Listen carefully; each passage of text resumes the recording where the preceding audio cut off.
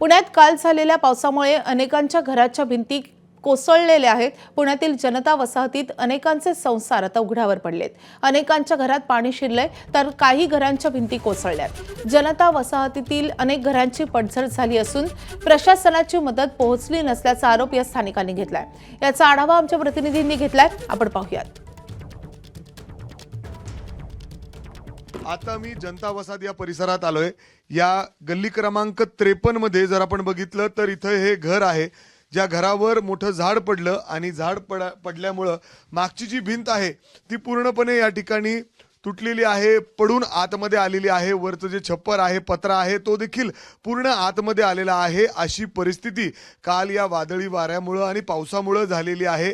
काय नक्की झालं? काल खूप वारं होतं, पाऊस होता।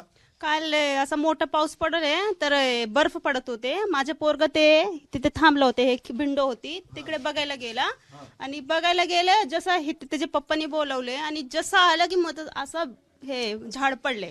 मग माझा पोरगा पण वाचले नशीब, नाहीतर काय झालं असतं काय माहितीच नाही। ते तू होता तिथं? हा, काय म्हणजे काय झालं आतमध्ये? काय बघितलं तू? मी तिथं पाऊस बघत होतो। त्यानंतर पप्पांनी मला इथं बोलवलं बर्फ बघायला। बर्फ बघितला, असं हातात दोन घेतले ना, तसंच मागची भिंत पडली। मागची भिंत पडली। एवढं जोरात वारं होतं, म्हणजे एवढं हे? हो, खूप जोरात वारं होतं, पाऊसही तेवढाच होता। साधारणतः सगळी झाडं अशी हे होती ती, आणि अचानक पोरगा पुढे आला आणि तेवढं झाड कोसळलं तिथं। उद्यापासून आता कसं करणार आम्ही? आमची पुस्तक एक्झाम चालू होणार आहेत, अभ्यासाचं कसं करायचं त्यांचं, तो प्रॉब्लेम आहे। परत सगळं कारण सगळे कपडे वगैरे सगळे त्या खाली भिंतीखाली सगळे दबले गेलेत, त्यांच्याकडे आता कपडे पण सुद्धा नाही राहिलेले जातात घालायला। आणि याकडे आता महापालिकेने गांभीर्याने लक्ष द्यावं, प्रशासनाने याकडे गांभीर्याने लक्ष द्यावं। अशी जीवितहानी या ठिकाणी कुठेही म्हणजे झाली नाही सुदैवाने, मात्र अशा पद्धतीने जे घटना घडतायत याकडे काळजीपूर्वक बघणं, लक्ष देणं गरजेचं आहे। कॅमेरामन राजेश बिडकर मी मिकी घई, एबीपी माझा, पुणे।